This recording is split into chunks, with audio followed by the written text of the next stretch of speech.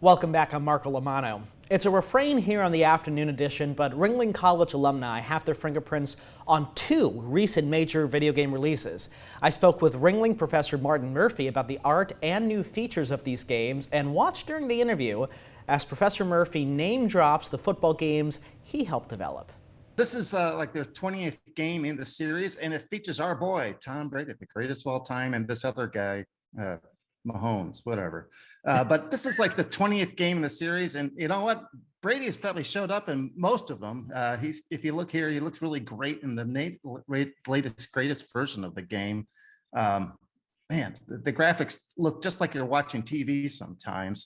They're really of high quality. So if you want to predict who's going to win the Cowboys game, maybe you play this. But there's also video of here of Tom Brady, what he looked like back in 2002, which was a little bit, I don't think you could recognize him. I don't think they've had his graphics. And then I have a version of the game where Brady was in 1999 playing for the Wolverines in Michigan.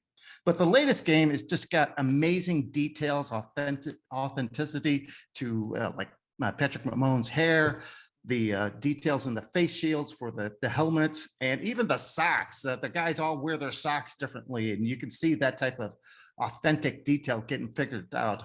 But if you look at the game, they really scan all the details of whether it's shoes that the players can customize or the faces, like the new quarterback for Jacksonville. And they use this technique called photogrammetry, where they take a whole array of cameras and they measure and scan the face to capture the likeness of a character. And this is some work that was done for a previous release of Madden in 2015, but it was done by one of our Ringling students.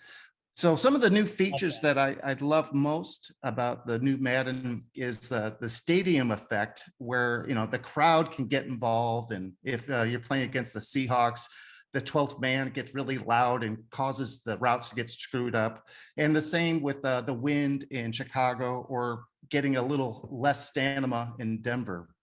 And the last thing I want to point out about Madden is the accessibility controls. The last game we looked at, Slime Rancher, one of the biggest problems I had with it is that I couldn't see the text. It was too tiny. But with the accessibility controls, about 500,000 players of Madden have some sort of visual disability. So they're going in and improving accessibility based off of the size of the font. If you have color blindness. I'm ready for some football. Here, take a look. I'm wearing my original 1997 Midway Games NFL Blitz football shirt. How many NFL Blitz games did you work on back in the day? I think I'm credited on 4 or 5. I don't know. Certainly, though, the next game is totally different from football. It's Ghost of Tsushima Director's Cut. So we had Ghost of Tsushima come out.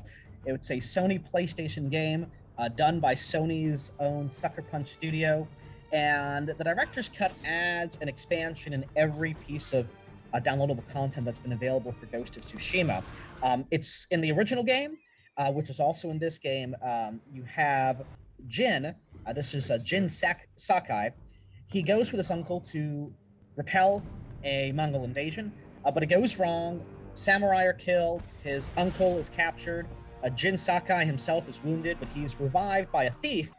And so now you're trying to push back the Mongol invasion. And this has Iki Island, an additional island in it that wasn't in the previous game, that was also invaded by the Mongols in history. And it tries to recreate like classic samurai movies. You can play it in all black and white, for example, with film grain. You can play it with Japanese voice acting if you would like. I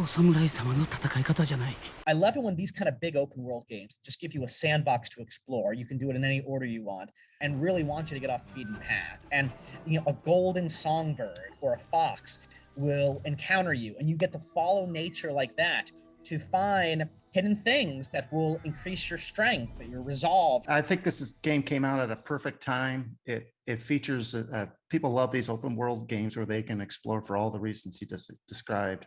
And, one of the things that the game features are these cool horses, and which you can also deck out in costume. And then the new game, in addition to the expansion of the world that you can explore, they added new enemies, which are shaman inspired. And they also added some new attacks. So one of the ones is the horse attack here, which kind of charges and knocks down a whole bunch of enemies here. Kind of like how we should probably shop at Publix once in a while when we're in a hurry. So this game looks really good. I'm really impressed that those two students we talked about a few weeks ago, this is the studio that they went to go work for up there in Bellevue, Washington. It's a really beautiful game, and they take advantage of the new PlayStation 5 console.